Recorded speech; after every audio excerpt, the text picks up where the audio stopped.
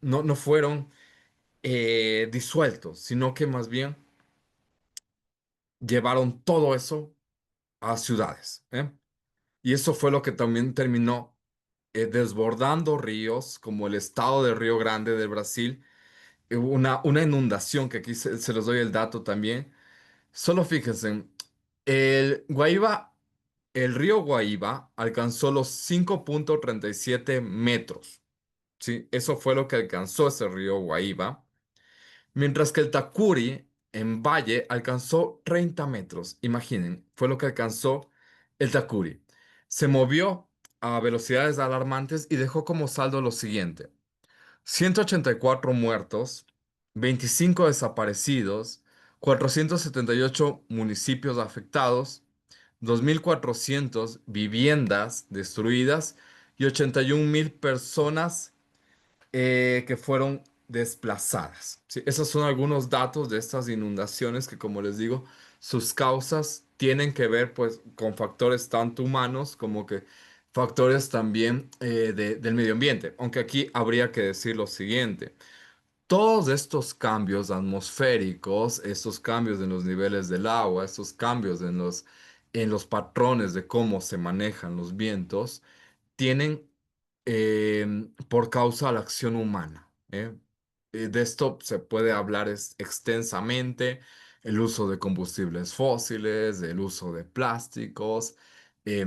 Podemos también atribuir la cultura del consumo, la deformación de determinados ecosistemas, ¿no? O sea, talar, deforestar, donde no se puede hacer, está generando, pues, problemas de este tipo.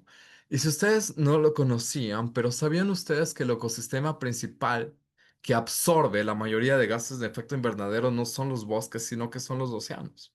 ¿Sabían eso? La vegetación marina es de hecho es el principal mecanismo que se encuentra detrás de la absorción de los gases de efecto invernadero. Entonces, de ahí que la deformación, la degradación del océano como ecosistema está detrás de toda esta crisis también, ¿eh? Bien, vamos al caso 3. Esto, en cambio, es en el río Rímac, Perú, y el río, pues, de Bogotá, de Colombia, que se los ha calificado como dos ríos enfermos. Particularmente el río de Bogotá es considerado uno de los más contaminados del mundo. El río de Bogotá, dicho sea de paso, se han invertido miles de millones para la restauración del río de Bogotá, pero sin mayores resultados. Y ya les voy a explicar por qué. Pero primero detengámonos en el caso del río Rímac. ¿Qué se ha encontrado en el caso del río Rímac? Pues que más del 80% de sus aguas llegan contaminadas a Lima, afectando al suministro de agua potable de esta ciudad. ¿Qué, qué elementos se han encontrado en estos ríos? Escuchen: plomo, cadmio, arsénico, manganeso, que son sustancias que se encuentran detrás de múltiples tipos de cáncer, y que también son sustancias que producen daños irreversibles en los órganos humanos, particularmente en el sistema nervioso de los niños. Los niños que se encuentran expuestos a estos componentes, pues bien que pueden sufrir daños severos en su sistema nervioso. De ahí que la degradación, este descuido de este río puede traer estas consecuencias alarmantes y nefastas para la salud, no solo salud ambiental, sino para la salud de los niños y de los seres humanos en general. En cuanto al río Bogotá, bueno, como les dije, es catalogado uno de los ríos más contaminados del mundo. Acumula igualmente plomo, mercurio, desechos químicos. Y también lo que encontré es que se han encontrado también antibióticos, imaginen, o sea, se están derramando antibióticos ahí. Y lo cual puede producir un efecto bastante interesante, que es darles refuerzos a determinadas bacterias. Y este río de Bogotá también es uno de los suministros de agua de algunas comunidades, de algunos grupos cercanos a Bogotá. Entonces, se pone también en riesgo, se pone también en riesgo la vida de seres humanos ese río. Y si ustedes se preguntan cuál es el río de Bogotá, es el de acá abajo, sí, que lo pueden ver aquí, el que está con la sombra de marcado, con este estilo de más de huella, sí. De aquí, el de abajo, y el de acá es el río Rímac. Si ustedes se dan cuenta, es como la basura, es ingente, ¿no? Full basura. Bien, tercer caso. Este ya es un caso acá de Ecuador, no sé si llegó a los medios internacionales, si ustedes tuvieron conocimiento de este, pero en Ecuador pasó esto en el 2022 en una reserva que se llama el Parque Nacional Cayambe Coca, que dicho sea de paso, si ustedes vienen a Ecuador, es una reserva enorme y sumamente hermosa, ¿sí? Y bueno, se derramó, se hubo un problema con el oleoducto de crudos pesados y se derramó una gran cantidad de crudo. ¿Qué pasó? Lo que se atribuye es que la erosión del río Cayambe, del río Coca, la erosión hizo que no se soportara los materiales del oleoducto, ¿sí? Entonces, es las propias condiciones del río, un río erosionado, hace que el oleoducto no se pueda sostener, ¿sí? Entonces se rompe. Aquí hay una conjugación entre factores humanos y factores ambientales. Y una vez que se derramó todo esto de crudo, pues se afectaron a la biota, se afectó a comunidades indígenas que son beneficiarias de este río y también eh, otras especies también fueron puestas pues, en peligro. De hecho, la recuperación de estos ecosistemas, una vez que se derrama crudo, es muy difícil la recuperación de este tipo de ecosistemas. Y en Esmeraldas, en el 2025 también pasó. Y también se le atribuye a la acción humana, o obviamente, errores técnicos. Miren, la tecnología, cuando se trata de petróleos, no es como que la tecnología más avanzada, ¿no? Y eso se suman factores como factores ambientales, o sea, ríos que están desbordados que, y que tornan difícil que se pueda mantener estable oleoductos de ese tipo. Entonces, esto pasó en la Amazonía y dicho sea de paso, es frecuente este tipo de derrames en América Latina, de modo que todo esto nos lleva a preguntarnos qué se está haciendo en materia de política ambiental y particularmente de política ambiental que tenga que ver con el uso de combustibles fósiles, de extracción de combustibles fósiles. Y ahora vamos al último caso, que es el caso número 5 el que ya les había anticipado, la Amazonía brasileña, los incendios de la expansión ganadera. Bueno, esos incendios del pasado año se expandieron tanto a la Amazonía de Brasil como a la Amazonía de Bolivia. De hecho, se argumenta que fue más bien la Amazonía de Bolivia la que terminó siendo más afectada por este conjunto de incendios. Incendios provocados, entre otras cosas, por desertificación. Y también se le atribuye a que detrás de todo esto hay intereses por expandir, perdón, la frontera agrícola y la frontera de la ganadería. O sea, se atribuye que hay intereses por medio de actores claves, de actores concretos, que quieren expandir la frontera ganadera y la frontera de la agricultura en la Amazonía. ¿Sí? Lo cual, si ustedes lo fijan, constituiría ser un crimen, ¿eh? Porque no son incendios provocado espontáneamente, sino que ahí hubo intereses de por medio. Y todo lo que se llevó a eso, pues fue desastroso. Aquí tengo unos datos. 1,9 millones de hectáreas, imagínense, 1,9 millones de hectáreas se vieron afectadas en Brasil. Dicho sea de paso, estos incendios fueron difíciles de parar porque anteriormente ya había tierras erosionadas y también porque eh, había, se había practicado la deforestación a gran escala previamente. Entonces, de hecho, y las investigaciones señalan que aquellos lugares donde hubo deforestación previa son más vulnerables, aquellas zonas donde hubo deforestación previa es más vulnerable para que se den incendios de este tipo. Entonces, aquí tenemos. algunos de los casos, y si lo analizamos con más pormenor, imagínense en todos estos incendios, lo que trajo, lo que se llevó, las vidas de otros animales no humanos que se llevó, y también esa destrucción de la biodiversidad ambiental. ¿M? Entonces, aquí tenemos estos 5 casos que les he presentado, y ahora, en función de estos casos, pero vamos a ingresar en la parte de la reflexión y veamos cómo nos va aquí, ¿ya? Bien, el taller, en base a lo que se vio, si bien no son como preguntas del tipo ¿cuántas hectáreas se quemaron en la Amazonía de Brasil? Vamos a reflexionar en otro nivel de profundidad. Es lo que yo les invito, ¿eh? Vamos a participar voluntariamente. Eh, Cualquier respuesta, chicos, bienvenida. Si no, no teman a eso. Lo he dividido en 3 bloques. Ese es el primer bloque que lo llamo conciencia personal y contradicciones humanas, ¿eh? Entonces, tras presentar estos casos que no son otra cosa que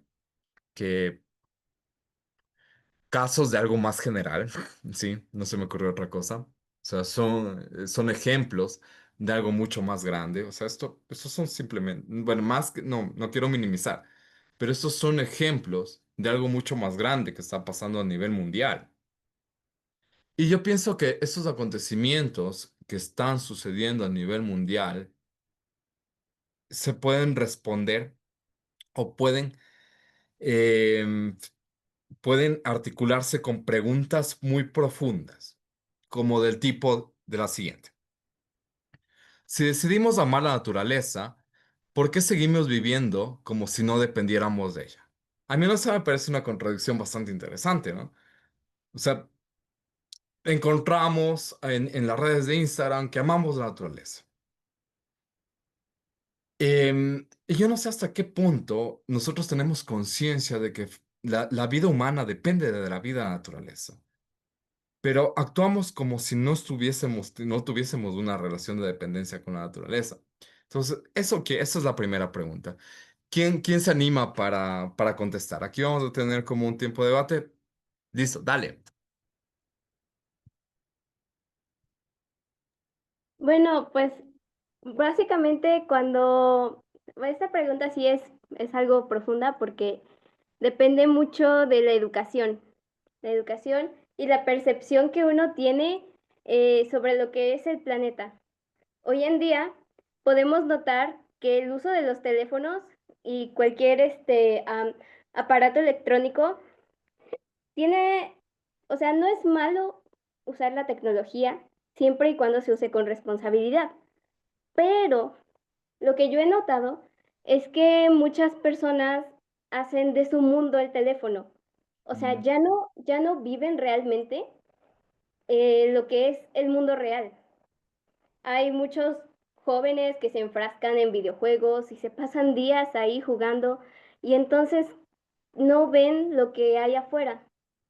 Y realmente es culpa de los padres y cuando los jóvenes van creciendo a lo largo de su desarrollo, pasa de ser culpa de los padres a también repartirse a ser culpa de ellos mismos. Em, y bueno, eh, ¿por qué actuamos así? Pues sí, ay, es que me pongo nerviosa. No, dale, Este, dale. Está muy, bueno, muy bien. en estos casos sí depende de la percepción porque muchos chicos dicen, no, pues tiro mi basura aquí, tiro allá, porque, ¿por qué? Porque así se les educa. Y realmente nunca llegan a reflexionar cómo afecta esa pequeña acción al mundo, porque piensan que toda la vida, todo lo que resta, dicen, ay, yo no voy a tener hijos, por eso no reciclo, porque de todos modos me voy a morir, Ok. pero no son conscientes del daño que están haciendo a los demás. Ahí lo último has dejado abierto algo interesante, ¿no? Esa noción de daño, que yo pienso que en no pocas ocasiones los daños que se realiza a la naturaleza no se dimensiona primero, no se conceptualiza como daño a la naturaleza y tampoco se dimensiona el daño que se puede crear a otras formas de vida a otros animales no humanos y a los propios seres humanos. Como que ahí falta un poco de responsabilidad, ¿no? Sí. Muchísimas gracias. Vamos con Nicolás, ¿no? He tomado aquí tus apuntes y luego voy a dar como un feedback. Vamos, Nicolás,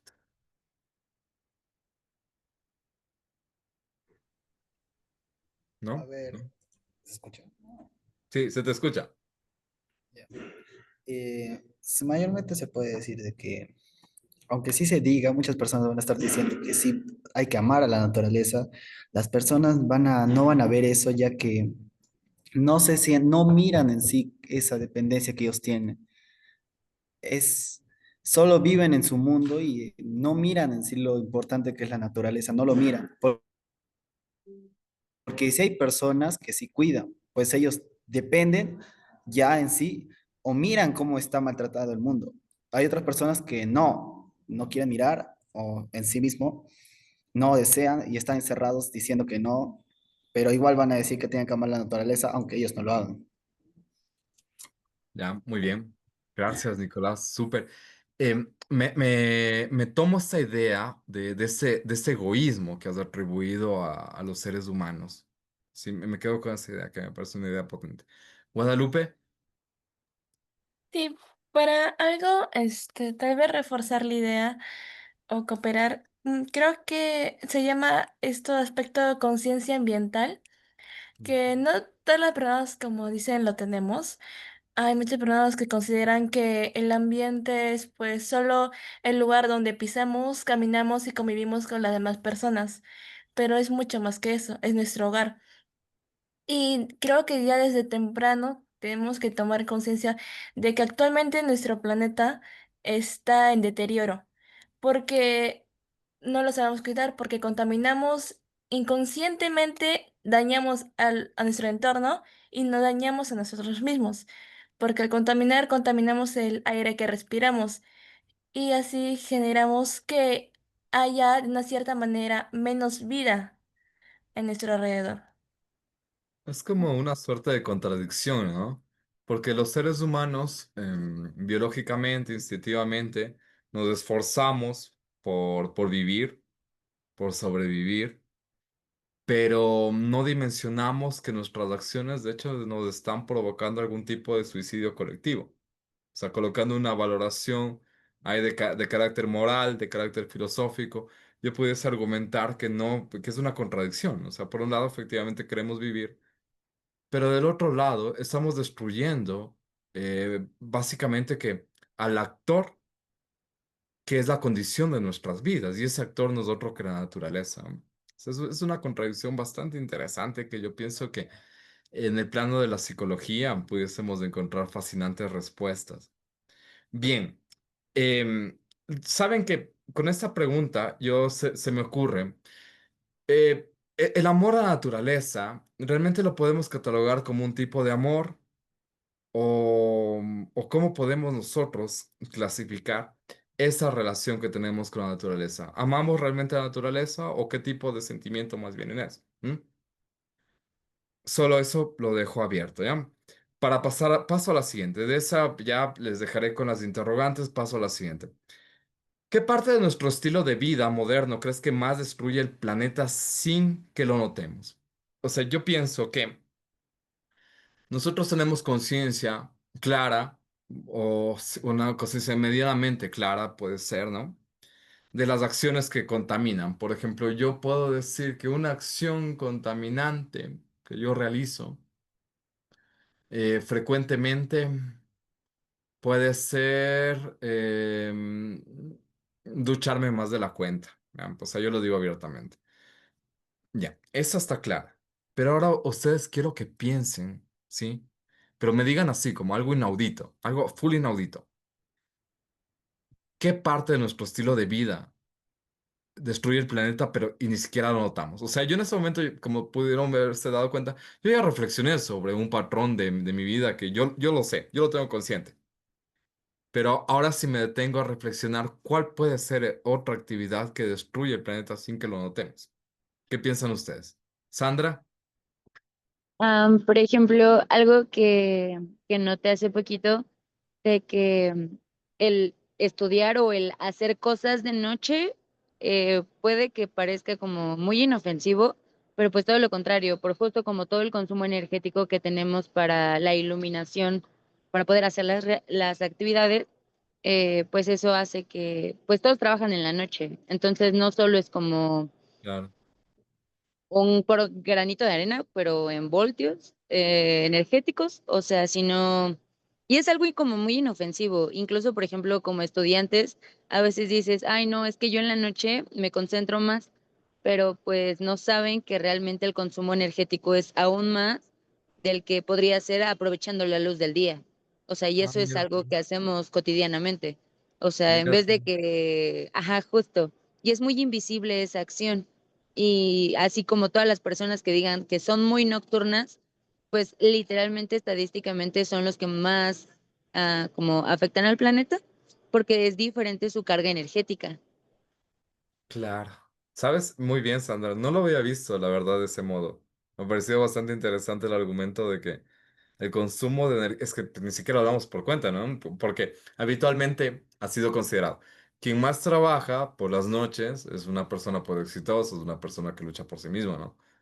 Pero no lo hemos enfocado como desde ese otro ángulo, que efectivamente el consumo nocturno de energía acelera la degradación ambiental.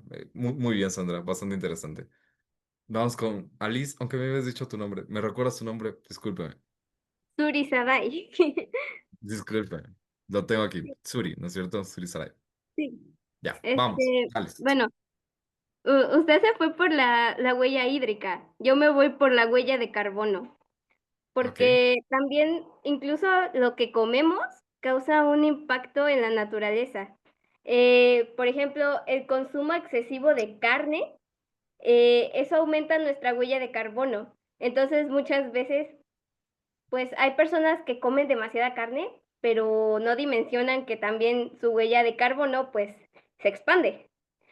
Por eso es importante llevar una dieta balanceada. También, en ese aspecto, pues es mi aportación. Muy bien, Suri Sarai. Sabes, a propósito de lo que mencionabas, dos puntos, ¿no? Primero, no se sabe con exactitud. Yo pienso que al menos muchos seres humanos no tienen el conocimiento de que los gases de metano emitidos por el ganado vacuno resulta ser mucho más contaminantes de que el carbón, que el dióxido de carbono. O sea, el dióxido de carbono hay muchísimo más de la atmósfera, pero el metano es un gas que sumamente pesado para la atmósfera, dañino para la atmósfera. Y ese gas metano es producido por el consumo de ganado vacuno. Entonces, efectivamente que muy pocos conocen de ese dato, otros sí lo conocen, otros conocen y no les importa. De modo que también ahí tenemos otra pregunta. ¿Por qué? Teniendo tanta información sobre la crisis climática, no iniciamos ese tipo de acciones, ¿no? Porque si nos fijamos, reducir el consumo de carne no nos implicaría tantos costos.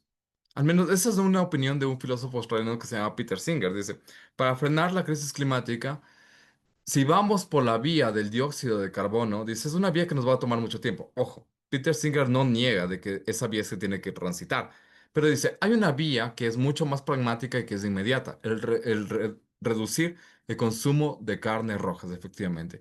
Y complemento, segundo punto, se argumenta desde algunas posiciones ecológicas que frente a una posible caída o déficit de proteínas, lo que se pudiese comer es grillos. Bueno, ahí se los dejo ese dato, que también es lo que se defiende, comer grillos, ¿eh? Bien, muchas gracias por sus respuestas. Voy a la siguiente, ¿eh?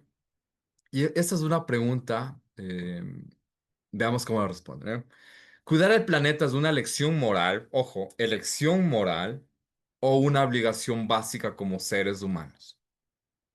¿Qué dijesen ustedes? Quien desea participar. Y mientras tanto leo sus mensajes. Pero esta acción ha estado reduciendo desde la pandemia. ¿El consumo, Ángela? ¿El consumo de carne o cuál? Porque dale, Suri. Bueno, es una pregunta interesante. Podría ser un poco de los dos, porque desconozco si hay una ley que nos obliga a, a cuidar el planeta, pero yo pienso que estamos obligados porque nosotros estamos aquí. Prácticamente, si hubiera una negligencia masiva, o sea, si todo el mundo dejara de cuidar el medio ambiente, eh, pues todo se iría en picada y nos iríamos a la extinción. Y también es una lección moral, porque muchas personas lo toman así, que los ecologistas, que esto, lo otro, pero en sí todos estamos conectados a este planeta, a toda la vida gira en torno al planeta, y yo considero que debería ser una obligación básica, sin embargo, se toma más como una elección moral. Esa es mi participación. Más como elección moral, ¿eh? Sí, es interesante lo que mencionas porque, verás, y les dejo el dato. Fue el pasado año y también revisen en este año lo que se avanzó en la Corte Internacional, pero se reconoció, perdón que aquí lo he dejado de compartir. Sí lo siguen viendo mi presentación o ya no? Se logra ver. Sí se mira todavía. A ver, denme un segundo. Ya, ahí, ¿la ven bien? Sí, ¿las preguntas? Sí, vi. Ya, bien. Verá, entonces, antes de dar la intervención a Guadalupe, les comentaba que en el Parlamento de la Unión Europea ya se llegó a establecer una ley y, perdón, se reconoció el derecho de los seres humanos a vivir en un ambiente sano. Eso fue lo que se reconoció. Les puedo decir que en materia de derecho, al menos de derecho internacional, no existe algo que todavía esté claro. Quienes han avanzado en esto, en derechos, en torno a vivir en un ambiente saludable, ha sido la Unión Europea. De hecho, hay compromisos de los países miembros para reducir las emisiones de gases de efecto invernadero. Eso sí que se ha logrado a nivel internacional. De hecho, hay sanciones para quienes no cumplan las metas. Ustedes pueden revisar que ya hay dentro al menos de la zona de la Unión Europea y el derecho de la Unión Europea, ya está algo ahí. En América Latina muy poco, en realidad que hay constituciones que reconocen el derecho a la naturaleza. Ecuador es una que reconoce el derecho a la naturaleza, pero ha habido muy pocos casos, les puedo decir, casos de éxitos que se amparan en ese derecho a la naturaleza. Muy pocos casos de éxito, ¿no? Frente a la degradación, a la deformación, a la destrucción de la naturaleza, ha habido muy pocos casos de éxito. Aquí, bueno, se reconoció derechos y es un punto bastante interesante. Se reconoció derechos de un río extremadamente contaminado que es el río Machángara. Se ganó un juicio para el reconocimiento y el restablecimiento del río Machángara. Se lo ganó. Ha sido uno de los casos de éxito de acá de Ecuador, pero es fue una muy buena intervención, Suri, porque, o sea, a nivel de derecho, entendido el derecho como este conjunto de normas que coartan los comportamientos humanos, ¿no es cierto? Coartan, hay obligación, o sea, el derecho es obligatorio. No, yo te puedo decir que no hay mayores avances. La Unión Europea, ya te dije, va ahí como que a la cabecera, pero falta menos en el plano del derecho, de la ley, falta muchísimo.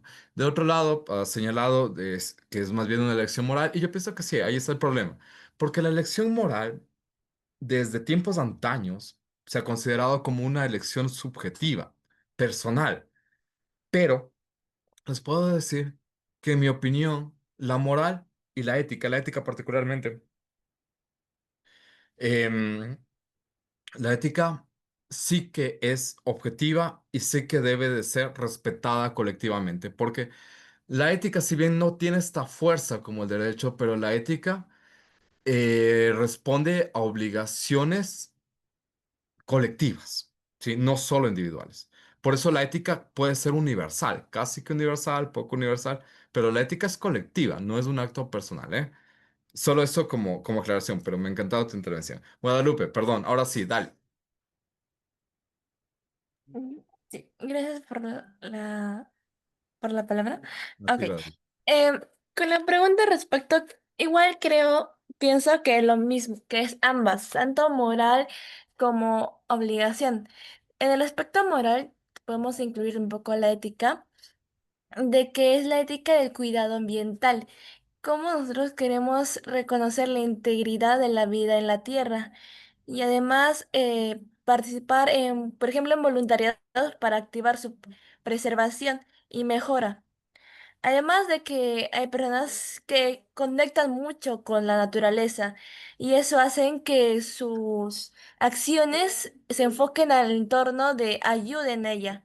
Pero si hablamos como obligación, podemos también tomar en cuenta eh, sobre la ONU y las ODS, los Objetivos de Desarrollo Sostenibles, no tanto como ley, pero sí como una norma que tal vez debamos cumplir.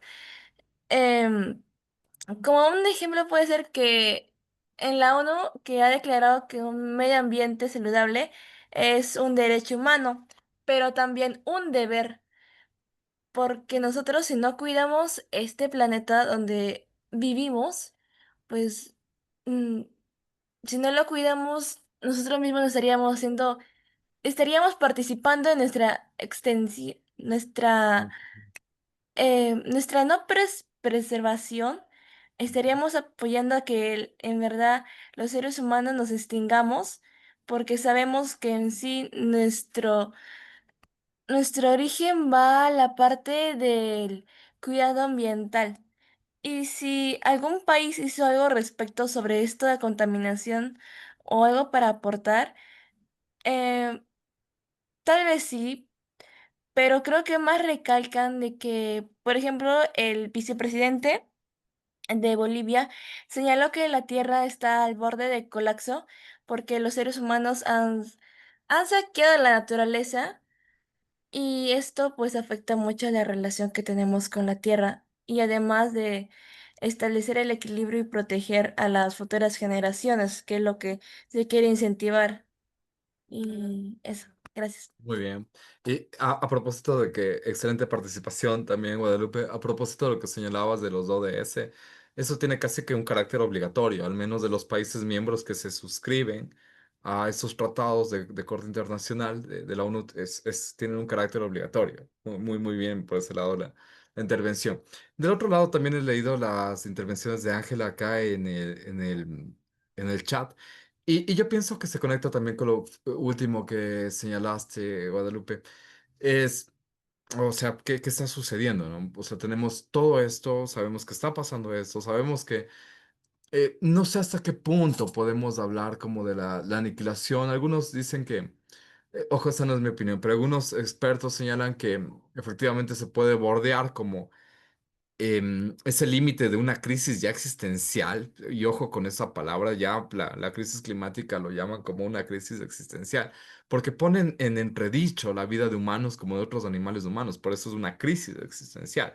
Hay algunos expertos que la catalogan como una crisis existencial.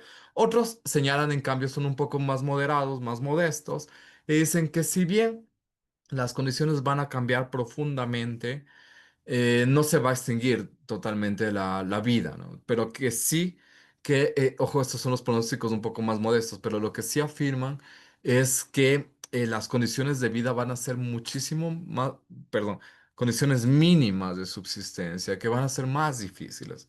Pero, ¿a qué voy? Teniendo todo en cuenta esto, ¿no? De que se va a vivir con condiciones mínimas o de que nos puede arrastrar a la aniquilación, es bastante interesante que el ser humano haga poco o nada. Se los digo un dato interesante. A diferencia de una bomba nuclear cuyos efectos son visibles, ¿no es cierto? La crisis climática tiene tiene un nivel de catástrofe casi que igual que una bomba climática, perdón, una bomba atómica, pero no se repara tanto en sus efectos porque no se los ve en un principio, ¿sí? Es el efecto de la inmediatez, ¿no? O sea, una bomba nuclear, sus efectos son inmediatos. Pero de la crisis climática, en cambio, no son perceptibles en un principio. Y eso es lo que se le atribuye a que no exista todavía estas acciones, o sea, estas acciones inmediatas y eficientes de los seres humanos. ¿Sí? Quería agregar a tu participación. Snyder, tenías levantada la mano. ¿Quieres participar? No sé si tengas. Sí, sí, doctor, iba a participar Dale, respecto a la última pregunta que está con aquí. gusto. Dale. Yo quería exhortar más que nada en el tema de que la moral tiene que ver mucho con, con la ética, ¿no? Más que nada. Ya entonces, la moral sería como una herramienta que nos ayude a poder cuidar, porque sin la moral, pues seríamos ausentes de esa conciencia de lo malo que hacemos, ¿no? Eso sería una herramienta. En cambio, esa herramienta nos ayudaría a combatir eso. Esa obligación que tenemos junto a la moral, pues unidos los dos, llevarías a un gran cambio. Y también quisiera hacer una consulta a usted, ya que es del país de Ecuador, y respecto a ello, sobre el tema de que la naturaleza es un objeto de derecho, Ujú. o perdón, un sujeto de derecho, según su constitución de ustedes, y a cambio de nosotros de acá de Perú, la constitución lo trata como la naturaleza, como objeto de derecho.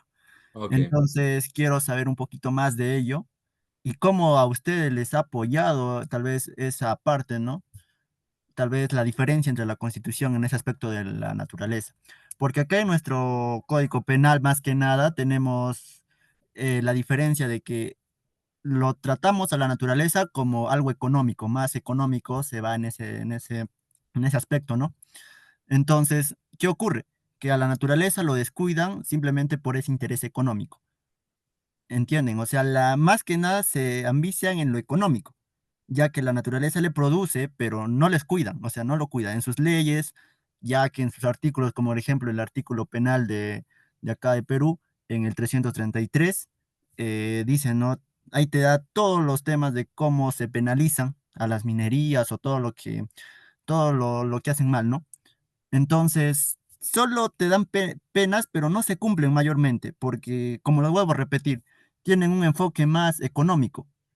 Pero ahora yo, según lo que estuve investigando, su país de Ecuador en el 2008, pues su constitución le reconoció a la naturaleza como sujeto de derecho. Y por ende, ¿cuál es la diferencia tal vez en este aspecto? Quisiera que usted me pueda aclarar. claro, con mucho gusto. A ver, la diferencia cuando se aborda o que existe entre el reconocimiento de naturaleza como sujeto o como objeto, en principio te puedo decir que como sujeto, teóricamente, tú tendrías ese acceso a reclamar tus derechos, ¿verdad? O sea, como sujeto. Tú como sujeto, en este caso naturaleza como sujeto, tiene acceso a reclamar cuáles son los derechos. También lo que se tiene que evaluar es cuáles son esos derechos que puede reclamar también ese sujeto que sería la naturaleza. Pero en la medida que la naturaleza no puede hablar, hay abogados que denuncian la infracción de los derechos de la naturaleza, ¿verdad? Entonces, eso sí que los llevan a juzgados y para eso tienen que levantar todo un andamiaje de evidencias para decir, miren, efectivamente se están lacerando los derechos de un sujeto, ¿sí? Eso es en principio te puedo decir que la diferencia, que acá, una vez que ha sido reconocido como sujeto, alguien puede llevar a juicio los derechos que han sido vulnerados de la naturaleza cuando se le reconoce como sujeto.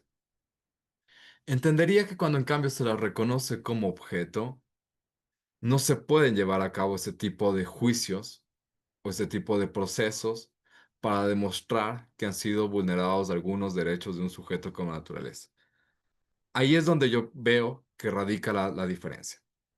Ahora, cuando tú me preguntas sobre cómo puedo yo valorar la experiencia ecuatoriana una vez que se fue reconocida en la Constitución de Derecho a la Naturaleza, yo te puedo decir que casos como que ganados de naturaleza, muy pocos, sí, muy pocos. De hecho, creo que da lugar a investigaciones bastante atractivas, ¿no? De qué casos ha ganado la naturaleza. Mira, esto del reconocimiento de derechos también es una cuestión bastante política. Y te puedo comentar que en el campo de la política, muy pocos gobiernos, bueno, casi que nadie, más bien esa es la expresión, casi que nadie le interesaba mucho esto de los derechos de naturaleza. Te puedo decir que incluso al gobierno que en principio le interesó esto, de hecho se lo catalogaría como un agresor. Entonces, está ahí, ¿no? Está ahí el derecho. Pero luego otra cosa es, ¿quiénes son los que están reconociendo ese derecho? Que muy pocos reconocen ese derecho. O sea, ganar el reconocimiento en una constitución es importante, pero luego lo transcrito y ya lo que se operacionaliza en la realidad es muy distinto. O sea, entre el derecho escrito y las prácticas hay como, en no pocas ocasiones hay como un abismo importante. Entonces, ahí te puedo decir que sí, en la experiencia ecuatoriana lo que demuestra es que hay un abismo importante entre el derecho, entre lo que está en la Constitución y la práctica. No se respeta. Responde también a voluntades, a la voluntad política, y la voluntad política no ha hecho mucho, que digamos. Eso es lo que yo te puedo decir, como es que sea breves líneas, lo que ha sido la experiencia aquí en Ecuador. Y doctor, entonces el problema radica más en lo político, ya que en lo político estaría pendiendo más que nada las inversiones del Estado en concientizar este tema. Y ahora, si es que tenemos problemas en ese aspecto políticos, pues ¿cómo abordarías el tema del medio ambiente? Ya que a veces lo político tiene que mandar porque tiene más fuerza, ¿no? Claro, nosotros también podemos, como dicen, ¿no? Hacer algún cambio pequeño, pero para hacer cambios bien grandes necesitamos de más apoyo. Y ese apoyo nos brindaría el Estado, pues, ¿no? Y si encontramos ahí los problemas, ¿qué haríamos al respecto? Esa es una excelente pregunta, que de hecho forma parte del siguiente bloque. ¿Y qué te parece si llegamos al siguiente bloque y continuamos con esta discusión? Ya, Porque doctor. ya vas a ver la pregunta. Sí, justamente sí pensaba en algo así. ¿Eh? Tengo lo de Ángela. Revisé también lo escrito por Betsy. Me quedo con lo último que había señalado, lo de elegir ser empáticos y responsables. Em, También le atribuyes pues esa capacidad de razonamiento y yo complemento algo con tu respuesta. La ética, como había manifestado, es objetiva, no solo es subjetiva, y la ética lo que involucra es una negociación de qué es aquello que el ser humano considera como razonable y un conjunto de seres humanos considera como razonable. Ojo, ¿qué es aquello que los seres humanos consideran que es razonable para ellos? Es decir, ¿el consumo de carne es razonable? Sí, no. Entonces los seres humanos dialogan, deliberan por cuáles pueden ser esos consensos más razonables en el plano de la ética. Solo para complementar a tu participación. Y yo pienso que también esas decisiones en el plano de la ética, de la moral, van a depender también mucho del grado de información y obviamente del grado de empatía que se tenga en una sociedad, ¿sí? Para complementar. Voy leyendo más adelante las siguientes, pero en honor a su tiempo, verán, acá. Tenemos tres bloques, como les había dicho, y verán, de aquí solo voy a tomar una, una pregunta que se hizo en honor al tiempo, discúlpeme, en honor al tiempo. Me quedaría solo, perdón, me quiero quedar solo con dos, ¿ya?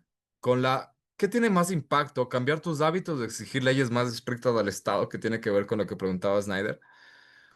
Y la segunda, ¿podemos hablar de progreso si ese progreso destruye los ecosistemas? Son dos preguntas que a mí me interesan que las dialoguemos. Y frente a la primera, que ya hemos como conversado un poco con Snyder, yo les puedo decir que efectivamente puede estar reconocido los derechos de la naturaleza en una constitución, pero luego vemos que existe una brecha enorme entre el reconocimiento del derecho y la aplicación, ¿verdad? Encontramos eso. Casi que en muchos lados del mundo de la jurisprudencia encontramos eso, ¿no? Lo escrito, la distancia entre lo escrito y lo aplicado. O sea, ahí viene el problema de la efectividad y la aplicación de los derechos. Encontramos eso. ¿Cómo le podemos exigir? Podemos acudir a las cortes, ¿sí? Eso es lo que yo sostengo, Snyder. Se puede recurrir a las cortes.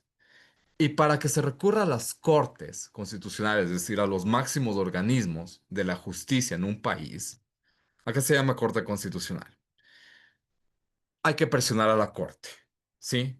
Entonces, una primera vía es la misma vía jurídica. Como miren, el Estado no está cumpliendo lo que tiene que hacer. Entonces, ¿a quién yo reclamo? A la Corte. Es la primera vía. Miren, por el ámbito de la justicia se han logrado el reconocimiento de derechos y también la operacionalización de derechos. Entonces, yo pienso que a la Corte. Lo otro es presionar, yo dijese que al Ejecutivo y al Legislativo a través de qué? De la acción colectiva. Entonces, es eso. Yo veo al menos ahí dos vías. Una, presión a la Corte directamente, al máximo organismo de justicia dentro de un país. Es decir, oigan, aquí está la norma, que se respete. ¿M? Y del otro lado, acción colectiva para presionar a a instancias como el legislativo o el ejecutivo. Yo dijese que por ahí va. Las vías legales, las vías estatales que estabas consultando, Snyder. Bien, tienen aquí, quisieran agregar algo relativo a la pregunta 2 y a la pregunta número 4. Y esto para luego ya pasar a una instancia más del taller y vamos cerrando.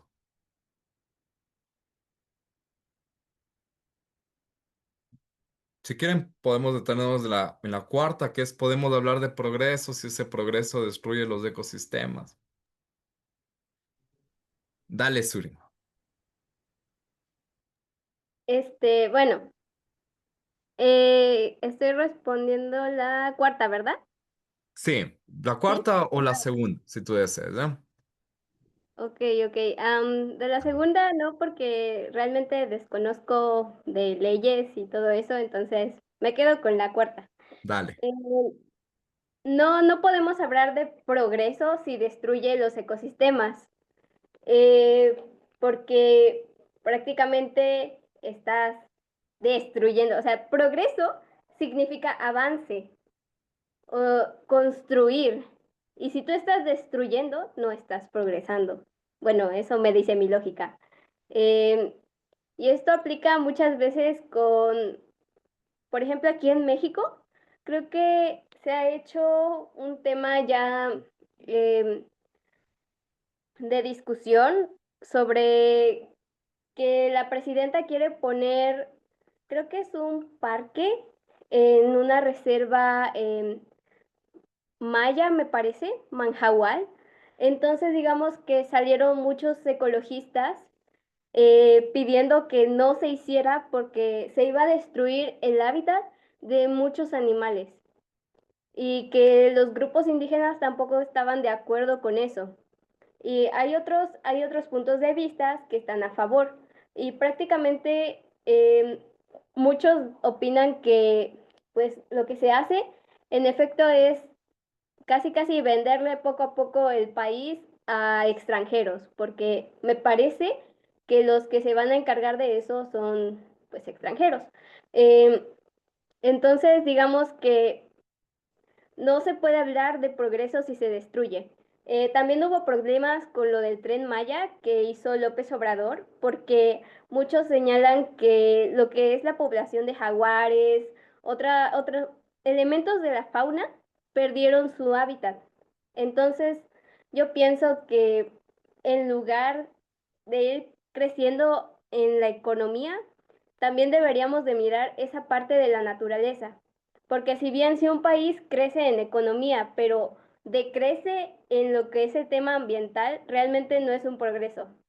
Ese es mi punto de vista. Gracias. Es un punto de vista bastante crítico, Suri, y yo lo que te recomendaría, y bueno, lo recomiendo para todos, Amartya Sen, si yo les puedo escribir por aquí, él fue premio Nobel en la economía, es un economista que destaca también por su visión filosófica de los asuntos económicos, es muy interesante. Y bueno, el primer punto para complementar la intervención de Suri es crecimiento económico. Ustedes no sé si lo sepan, pero crecimiento económico y desarrollo son dos conceptos distintos, si bien no antinómicos, es decir, radicalmente diferentes, pero sí son dos conceptos distintos. Por crecimiento económico hablamos, pues, como dice la expansión de los mercados, la expansión del dinero, el crecimiento del Producto Interno Bruto, ¿eh? Crecimiento económico. Se habla en términos de riqueza monetaria. Pero desarrollo, de hecho, la Organización de las Naciones Unidas establece un conjunto de indicadores sobre el desarrollo, entre los cuales se encuentran mortalidad, salud y también ahora se habla de derecho a un medio ambiente sano. Entonces, el desarrollo, como ustedes pueden ver, involucra mucho más que la acumulación de riquezas. Y de hecho, se tienen varios ejemplos de países que han acumulado mucha riqueza, pero que no han elevado la calidad de vida de sus pobladores. ¿Sí?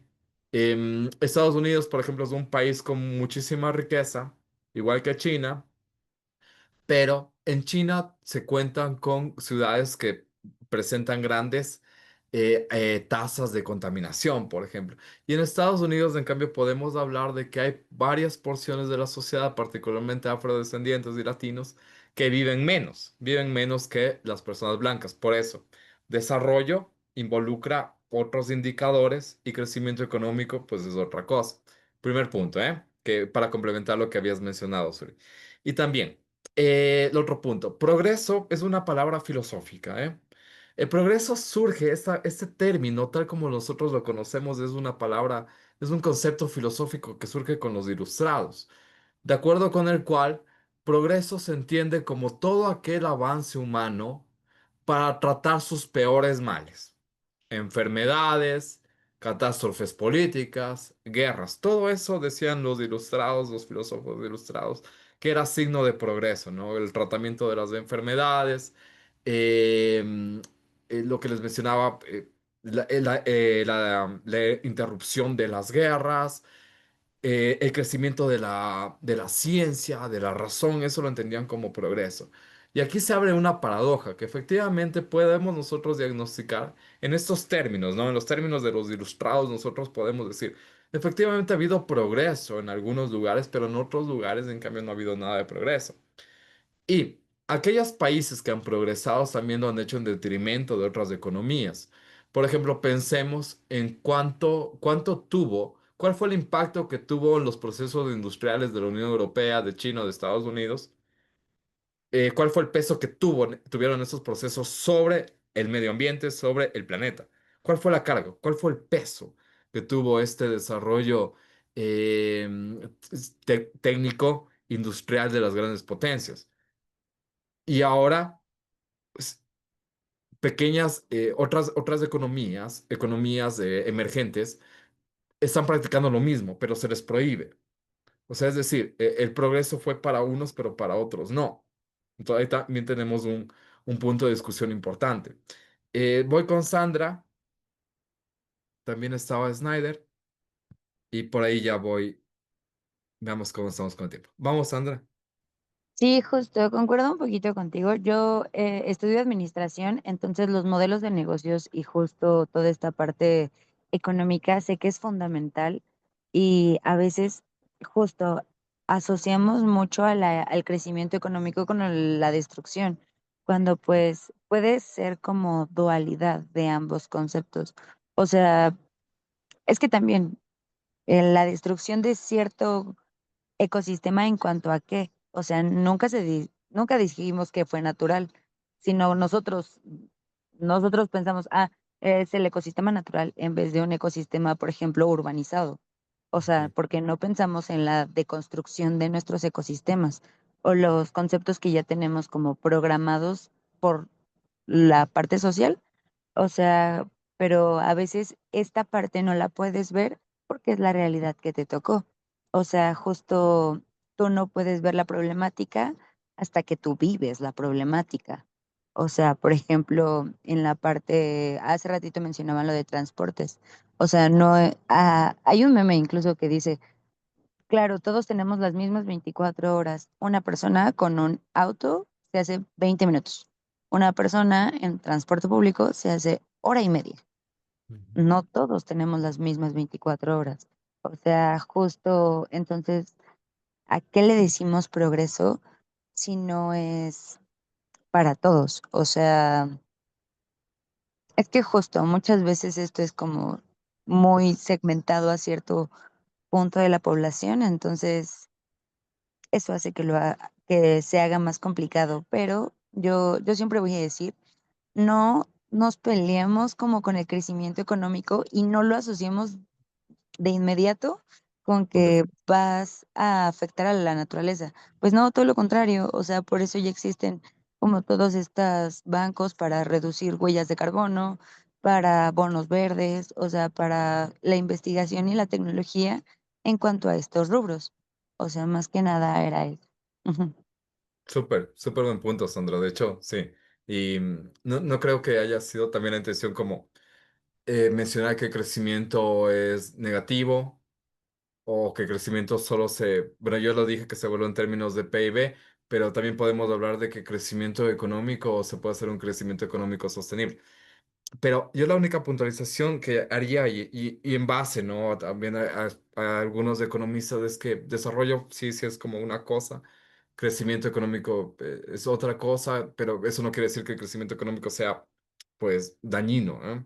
Yo pienso que se debería como aunar las dos cosas, desarrollo, crecimiento, crecimiento con desarrollo, desarrollo con crecimiento, como lo queramos ver, pero eso para también complementar a tu intervención, pero sumamente importante lo que has puntualizado. Efectivamente, que crecimiento no se lo debe asociar también con una cuestión negativa o con destrucción, cuando efectivamente ahora se está trabajando como en crecimiento sostenible, ¿no?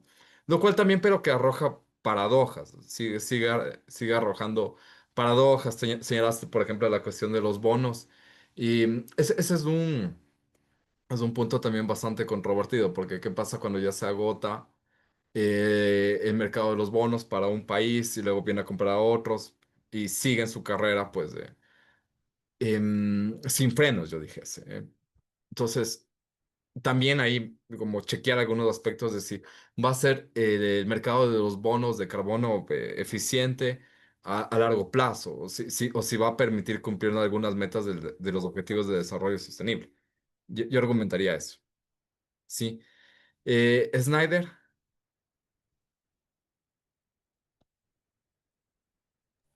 Sí, respondiendo a la primera pregunta, Ujú. lo que dicen, ¿no? ¿Por qué los desastres ambientales afectan más a los pobres que a los ricos? Yo quisiera hacer un punto de vista tal vez un poquito antropológico, se podría decir, donde a las comunidades más que nada, aquellas comunidades que están más apegadas a la naturaleza, ya que esas comunidades que en toda la Amazonía, en todo lugar que existen, pues tienen una gran dependencia hacia la naturaleza, Ujú. porque ellos mismos cosechan de ahí, consumen de ahí. Entonces, yo quisiera decir que van a afectar más a las personas que están arraigadas más a la naturaleza, o sea, están más cerca de ellas, que conviven alrededor de ellas, que aquellas personas que tal vez tienen un poquito más de dinero de alguna manera, digamos así, ¿no? Pues ellos tal vez están en otros lugares, en otras partes, que con el dinero que ellos tienen, pues pueden conseguir recursos de cualquier otro lugar. En cambio, una comunidad claro, una comunidad indígena o así, pues está más dependiente de su entorno, del lugar donde están ellos. Y digamos, si una empresa minera, pues afecta su entorno o sus recursos donde ellos viven, ¿no? Pues obvio que les va a afectar más. Y también a las personas que tienen pocos recursos, ya que esas personas no van a poder, digamos, comprar cosas de otros lugares o puedan conseguir ahí, ¿no?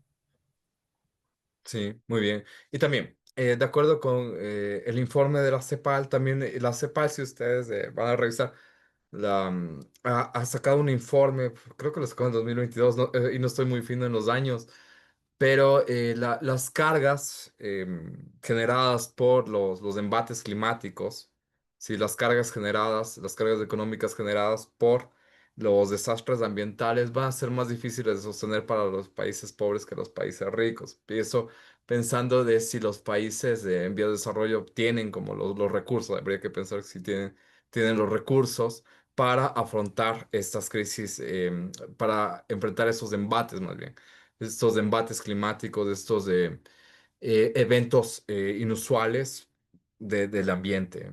Ahí dejo eso. Como preguntas, si se cuentan, o sea, pensemos en países sumamente empobrecidos, si van a contar con esos recursos. Vamos con Guadalupe.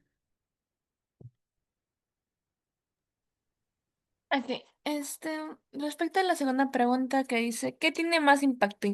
¿Cambiar tus hábitos o exigir leyes más estrictas al Estado? A ver, Mm, vamos. De esta manera yo creo que ambos, porque o sea, son caminos que deben ser recorridos. Leyes proporcionan el marco y la escala necesario para abordar los problemas ambientales más grandes, mientras que los hábitos individuales, la rutina de cada uno, construyen una cultura de sostenibilidad desde la base, haciendo, por ejemplo, las acciones colectivas, así sean más efectivas y que la población apoye y exija dichas leyes como las leyes que permiten que las autoridades supervisen o sancionen a quienes no cumplen o garanticen un mayor control a las actividades humanas en el medio ambiente o buscar promover una gestión ambiental efectiva y el desarrollo sostenible, garantizando un ambiente saludable para las generaciones futuras y presentes, así como los hábitos individuales que se forman desde la educación y la conciencia de cada uno, fomentando un cambio de una actitud favorable hacia el medio ambiente, desarrollando sensibilidad hacia la naturaleza. Y esto se puede hacer mediante acciones pequeñas como el reciclaje, reducir los residuos o reutilizar las cosas que a primer uso no lo podemos usar. Además de hacer un buen uso de de los recursos principales, cuál es el agua o también la energía, y así contribuir hacia el cuidado de este ambiente, de nuestro ambiente. Gracias. Muy bien, gracias, Guadalupe. Agrego dos cosas, y que se complementa con algunos de los comentarios que han hecho de las respuestas, más bien que ustedes formularon en anteriores preguntas. Lo primero, la educación, la familia, creo que participan fundamentalmente. Tenemos, yo creo que por otro lado, el derecho a la información que se complementa igualmente con la educación, con la familia, ¿no? O sea, hasta qué punto las familias tienen que tener toda la información disponible en materia de degradación ambiental, porque pienso que los problemas que estamos teniendo se deben a la falta de información. No está respaldado como ese derecho a la información global, debería ser es un derecho global para tomar mejores decisiones. O sea, ahí hay que preguntar si la educación está proporcionando ese derecho a la información, si las familias están accediendo a ese derecho a la información. Entonces, eso para complementar, por un lado, a lo que acabas de señalar. Y lo otro que te quería comentar es el derecho, o sea, teóricamente, y bueno, la experiencia histórica también nos ha demostrado que las leyes terminan cambiando hábitos, porque la ley tiene ese carácter de obligatoriedad, ¿no? Como les comentaba, la diferencia entre moral y ley radica en que la moral, si bien puede ser como que casi una acción, una elección, puede ser una elección, en cambio la ley es como obligatoria, ¿no? Y se sabe históricamente que las leyes se han encontrado detrás del cambio, del cambio cultural, del cambio de algunos hábitos, del cambio de algunas actitudes. Entonces, si bien en la pregunta está como diferenciados, pero para complementar y también para más elementos del debate, yo te puedo argumentar que el derecho sí que permite la transformación de algunos hábitos, de algunos comportamientos. Y también, si lo miramos de manera inversa, los hábitos, las costumbres dan lugar a leyes. Eso también es lo que hemos encontrado en la experiencia histórica, que los hábitos, las costumbres dan lugar luego a leyes. De hecho, muchos de las constituciones y sus leyes se amparan en costumbres. Piensen, por ejemplo, en el derecho anglosajón. Muchas de esas cosas están amparadas en la costumbre. Tampoco podemos decir lo mismo de los sistemas jurídicos que se asientan en bases de derecho germánico o romano. O sea, tiene una fascinante relación la costumbre con la ley, el hábito con la ley. Entonces, es también una relación recíproca. Y siendo optimistas, podemos decir que quizá los cambios que nosotros estamos haciendo en nuestros hábitos, nuestras transformaciones a nivel de conciencia ecológica bien pueden luego traducirse en términos de leyes de futuro, ¿no? Eso solo para complementar al debate. Muchísimas gracias, Guadalupe. Y bien, son las 18:30. saben que tenía un bloque más, pero como es su tiempo, era lo planificado. Voy a pasar a este taller. En principio estaba pensando en grupo, pero por el tiempo va a quedar como una actividad más bien individual, ¿sí? Le pueden hacer un screenshot si ustedes desean. También se lo puedo pasar, pero es esto, va a ser individual, ¿ya? Y lo pueden hacer, em, dice en principio en una pizarra colaborativa, pero pueden hacerlo en cualquier otra herramienta. Es un mapa mental, ¿sí? Esa sería como la instrucción. Les voy a anotar aquí la instrucción mejor para el siguiente taller. Sería un mapa mental que lo pueden hacer individual. Sí, un mapa mental individual. Es que en que ustedes van a analizar las causas y consecuencias de un caso, ¿no? Cualquier caso. No se pierde el resto de la consigna. ¿Cuáles son esas dimensiones? Es ambiental, les anoto aquí. Ambiental, social, económico, político, jurídico. Ahí se involucró toda la ecología política y ética individual, ¿eh? Aquí les pongo. Van a hacer un mapa mental. ¿Y cuál es el objetivo? Es entrelazar, es enlazar causas y consecuencias, ¿sí? Eso va a quedar como deber. Por ejemplo, lo que les comentaba del caso ecuatoriano, ¿eh? Que el 28 de enero del 2022 el oleoducto de crudos pesados se rompió en el Parque Nacional Cayambe-Coca. El accidente provocó el derrame de 6.300 barriles de crudo, contaminando los ríos Coca y Napo y afectando a comunidades quichuas ribereñas. Fue el tercer derrame, eso como contexto. Pero ahora, si bien yo no he hecho un mapa mental, pero ustedes ahí serán más creativos. em, Miren, yo he puesto las causas. Ustedes pueden hacer como que una telaraña, una red de causas y consecuencias más interesante que esto.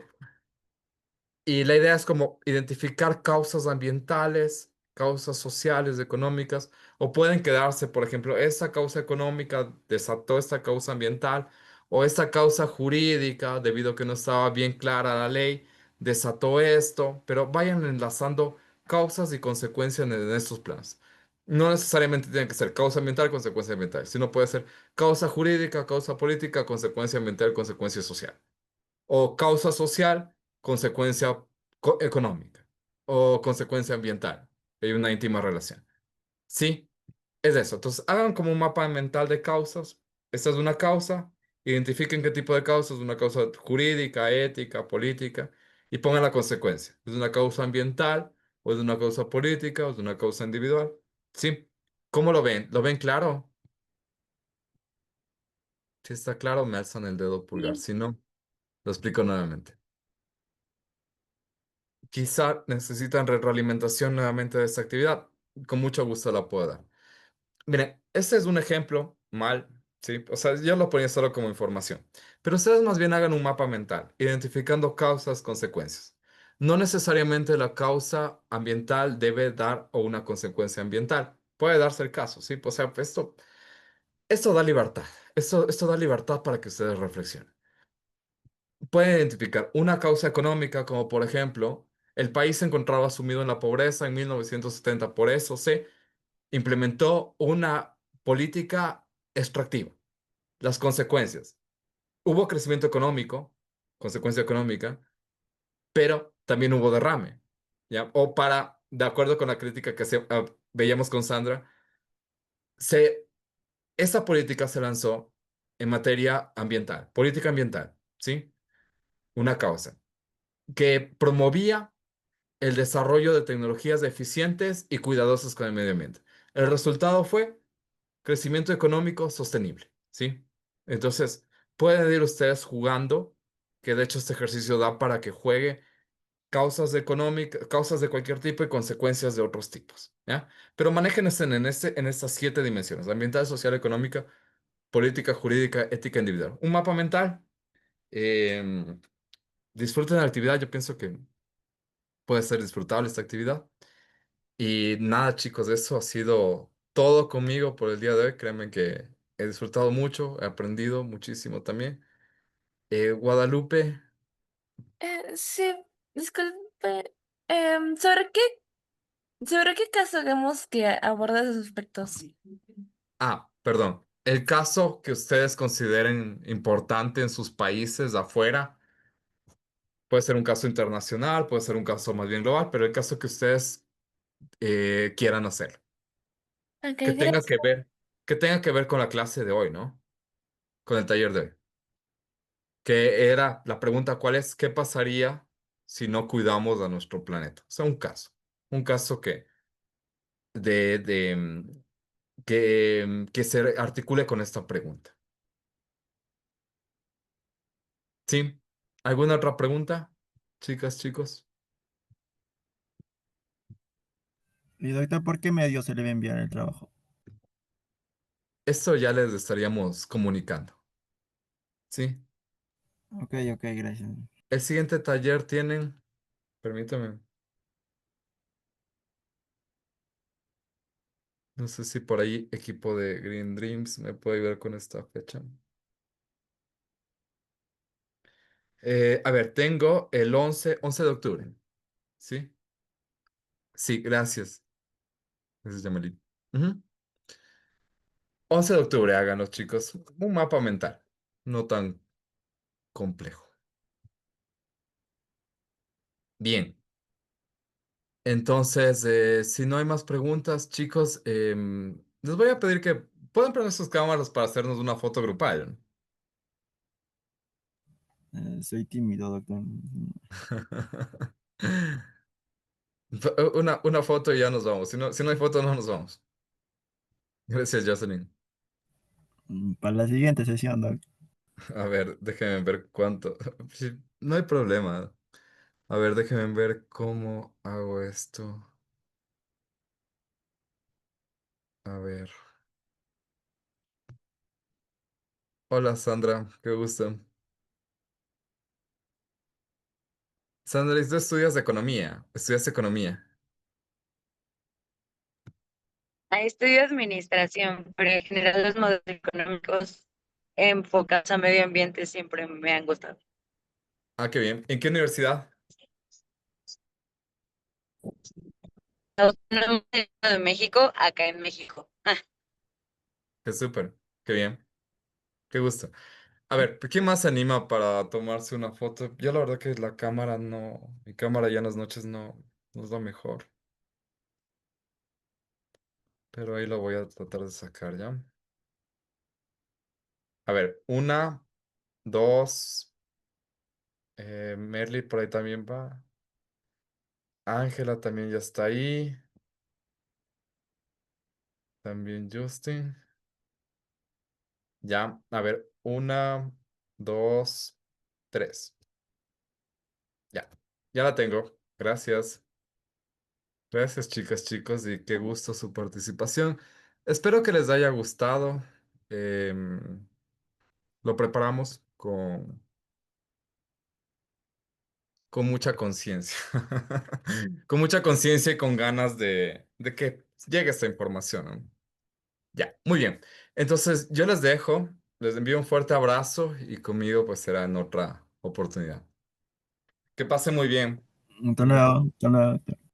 Chao, chicos, un abrazo.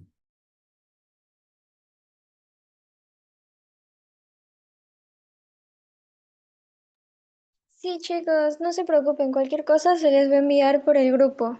Sí, solo será los sábados. Pueden hacer sus consultas en el grupo y se les estará respondiendo ahí. No se preocupen, cualquier cosa solamente nos comunican y lo vamos a resolver.